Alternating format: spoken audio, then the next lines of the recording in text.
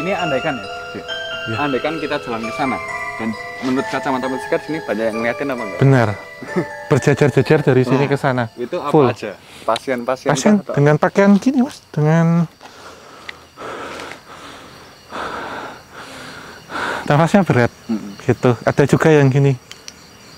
Minta tolong. Suruh datang gini manggil. Banyak. Iya, dari sini ke sana saya tidak menghitung berapa ya, cuman secara residual energi seperti itu. Cuman nanti sebelum kita masuk ke situ, saya menjelaskan tentang sedikit arsitektur yang ada di sini. Jadi ini kan tahun 1930-an itu sudah ada beberapa yang desainnya itu Art Deco, Mas. Genta, jadi kotak-kotak permainan garis horizontal dan vertikal. Terus untuk atap, kalau kita lihat, itu kan bentuknya atap limasan dari depan. Dan di Indonesia ataupun di negara tropis, itu untuk atapnya pelana kuda, meliputi hampir seperti pelana kuda. Karena 45 derajat, berbeda dengan di Eropa yang 60 derajat. Kalau di Indonesia kan 45 derajat agar kalau air hujan turun cepat hilang. Karena saat mendesain bangunan kita perlu tahu drainase akan dibuang kemana. Terus arah lintasan, jadi dari timur ke barat. Sehingga untuk pencahayaannya masuk maksimal saat berjemur pagi. Terus itu Mas Genta bawahnya kan ada pasangan batu kali. Iya, selain untuk fondasi, juga fungsinya untuk meredam air hujan. Jadi tidak meresap ke pori bangunan, biar bangunannya tidak lembab. Karena sangat ditakutkan ketika lembab, justru bakteri dari TBC akan semakin menyebar. Ini arsitekturnya orang mana ini? Belanda, Indonesia? Campur ini Mas. Campur. Tapi bironya biro lokal, biro arsitektur lokal. Karena melihat kaidah ini Mas, pemasangan atap pelana kuda sama limasan dalam satu bangunan Belanda. Sehingga di sini ada campuran mix antara arsitektur lokal dengan arsitektur Indis waktu itu, Indis modern, Art Deco. Salah satunya menerapkan Art Deco di situ. Sedikit mendekat dong, kita membesuk. Iya, membesuk. Besuk.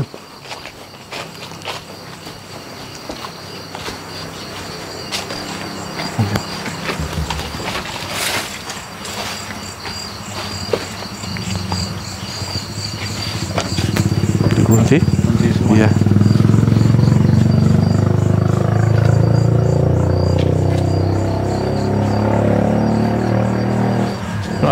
Cuma yang kita rasakan ini berbedanya gini Mas. Mereka residualnya itu tetap ada di satu tempat. Jadi berbeda dengan perjalanan kita selama ini kan ngikut terus ya, kayak di kemarin di Pati contohnya. Jadi memang secara kulturnya, secara ini ya, boleh dibilang itu seperti kasta atau apa ya. Kalau Belanda itu mereka akan ngumpul dengan Belanda residualnya, dan makhluk asal yang dulu menyerupai Belanda. Sementara yang pribumi dan lain-lain ngumpul sendiri juga, seperti ada rasa ketakutan kalau sosok-sosok seperti White Lady ikut ke sini itu melihat Belanda-Belandanya sudah seperti gimana gitu. Itu gimana bisa? Terbawa Mas. Kulturnya itu di alam sana itu secara penglihatan atau residual energinya ke bawah. Pembagiannya. Jadi di balas ini banyak banget ya? Iya, seperti terkurung dengan pakaian-pakaian pasien itu. Nanti. Termasuk yang ditampilkan ke saya itu sebenarnya gambaran kondisinya waktu itu. Jadi seperti tempat tidurnya di mana, kemudian pasiennya berbaring gimana, terus ada yang merawat, macam-macam gitu Mas. Jadi bukan sosok yang terlihat menyeramkan, hanya 1-2. Termasuk Mbak Mary tadi di awal kan adanya dibujai gini, talinya, tapi lama-lama cantik. Jadi dengan pakaian suster gitu, perawat. Di sini perawat kesehatan ya. Gitu. Ini teman-teman sekilas saja nih gambaran bangunan yang mungkin masih bisa dibilang otentiknya sini ya.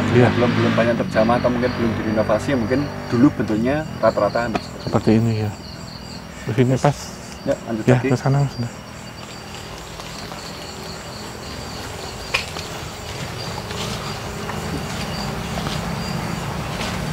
Ini kita ke itu Pohon Dewandaru sebelah. Pohon Dewandaru. Iya. Ternyata ada Pohon Dewandaru juga. Iya. Kemarin kita temukan nggak sengaja itu Mas Genta. Pas berbuah lagi. Wah, ini sebelah sini. Bahaya apa enggak nih kalau ada orang-orang tahu ada Pohon Dewandaru di sini? Beda Mas. Beda. Kalau sama yang di Gunung Kawi beda. Ya. Ini mas pohonnya. Oh ini? Iya. Oh iya. Iya kan? Iya, persis. Berbuah itu. Nah, ini bagian dari bangsal yang tadi. Ini kalau sekilas Om, Iya. di kursi ini yang duduk siapa sekarang? Nenek. Iya, 2. Melihat ke kita tapi agak nyender gini. Bingung?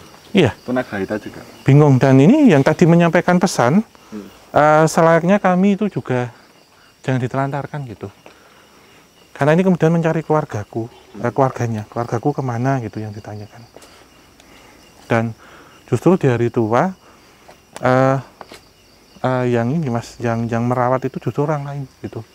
Saya masih melihat ini apakah tunagrahita atau memang orang dengan ya usurnya gitu. Karena saya tangkap. Auto merinding. Ya di sini. Kalau mendengar kata nenek-nenek itu langsung auto merinding. Rambutnya putih panjang, putih uban mas, maksudnya panjang. Nah ini teman-teman pohon Dewandaro. Ya dan ini berbuah, pas berbuah ini. Dan ini adalah kali keduanya kita menemukan pohon Dewandaro. Ya. Kalau nggak salah waktu itu kita pertama kali kita menemukan pohon Dewandaro itu waktu kita ekspedisi ke Gunung Kawi. Tuh. Ini jatuhan daru nih. Beda ya dengan yang ada di sana. Sama, persis mas seperti ini ya. Cuman sekilas Om tentang pohon Dewandaro untuk teman-teman semuanya. Iya. Jadi saya yakin bibitnya ini juga berasal dari Gunung Kawi yang ada di Jawa Timur. Dan Dewandaro ini memang boleh disebut adalah pohon pembawa wahyu dari Tuhan mas. Kalau dalam bahasa Tionghoa, Chinese ini Shen Tao itu. Dan ini memang kalau di sana di Gunung Kawi itu banyak orang menunggu di bawah pohon ini agar kejatuhan. Itu bahkan ada yang sampai bertahun-tahun menunggu sampai kejatuhan. Dan terakhir waktu saya ke sana seminggu yang lalu sedang tidak berbuah, yang dekat pemakaman atau pesarian dari Eyang Jugo dan Eyang Sujono di sana. Dan ini memang kisah ya mas ya. Pohon Dewandaro ini adalah perlambang juga pohon kesabaran. Jadi saat orang kejatuhan daru, saat kejatuhan pulung ataupun kejatuhan rezeki hoki, itu ya nggak serta-merta akan bisa sukses. Tapi orang yang seperti itu harus tetap bekerja, harus tetap giat, harus rajin, terus teliti dalam perhitungan, keuangan juga, sehingga kan benar-benar kejatuhan darunya. Karena salah kaprah selama ini kalau kita ke Gunung Kawi untuk pesugihan di tempat itu, sebenarnya tidak seperti itu. Jadi untuk memanjatkan doa. Dan saat orang mencoba sabar di bawah itu, saat kejatuhan berarti kesabarannya sedang diuji gitu mas. Salah satu kisah fenomenal dari pohon Dewandaro itu, kalau kita bisa melihat dari kisah fenomenal dari pemilik salah satu bank terbesar di Indonesia ya Om? Iya benar. Itu swasta. Jadi ada 2, salah satu rokok dan bank. Jadi satu cerita mas ya, yang kalau yang rokok itu waktu itu beliau kan tahun 1930-an sama itu sedang kolek rokoknya perusahaannya. Terus netepi atau tertirah di situ, tidur di bawah pohon Dewandaro.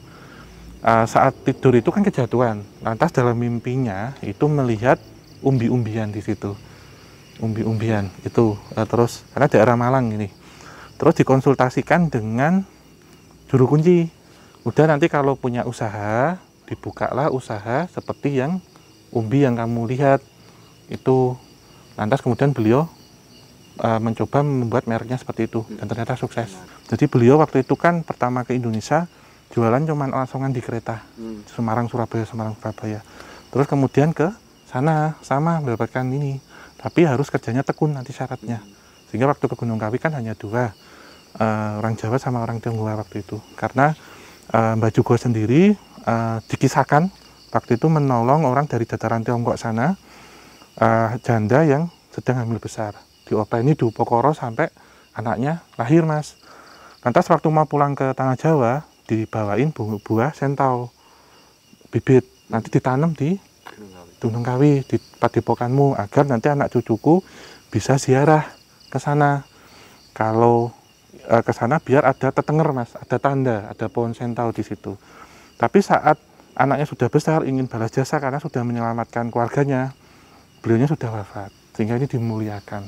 Dan ini menjadi salah kaprah orang yang datang ke situ biar masalahnya terbantukan, karena mengikuti cerita yang sebelumnya.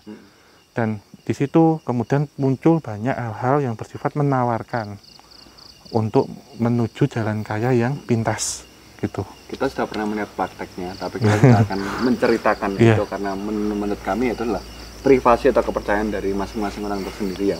Kita takutnya kita menyampaikan itu menyalahkan atau itu bukan urusan kita, tapi kita pernah melihat prakteknya secara langsung kayak gitu. Iya.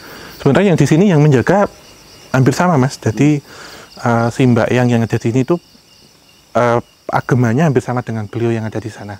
Jadi dengan sorban putih, membawa tasbih dan macam-macam, dan menyampaikan ke saya dalam bahasa Jawa ini Mas ya. Yang kowe pengen soge, yang kowe pengen mulya, ojo meng nyuwun wae, yo nyambut gawe yo. Maksudnya tetaplah bekerja, tetap teliti, hati-hati, insya Allah kamu akan kaya. Kalau kamu cuma menghayal, kamu cuma mencari tanpa kerja keras, kapan kamu akan kaya? Jadi tetap harus kerja keras. Dan rezeki itu sudah takarannya beda-beda masing-masing. Jadi jangan sampai kamu membandingkan kekayaanmu dengan orang lain. Pertama. Yang kedua, karena seperti itu kamu tidak akan pernah rasa bersyukur, karena bersyukur dan cukup itu beda-beda setiap orang, tapi kekayaan itu akan tidak terbatas, jadi tidak akan ternilai.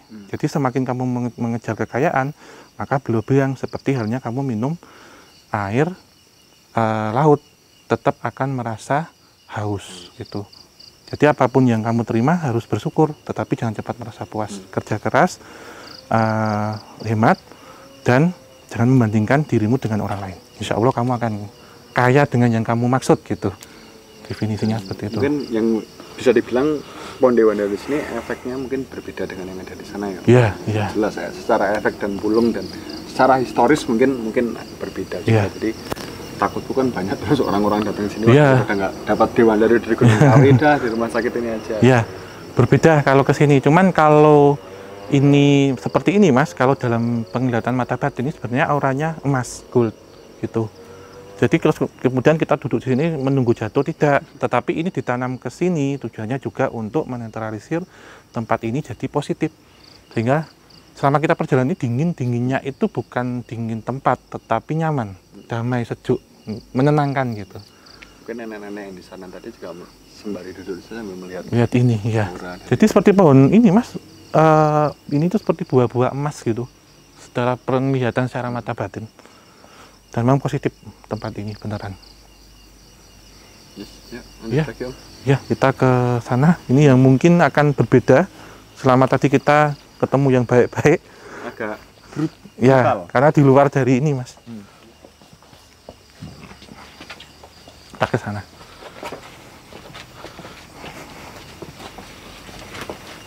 Buahnya api ya Mas ya. Ya. Laundry nggak usah. Langsung aja lewat sini bisa kok. Udah sini.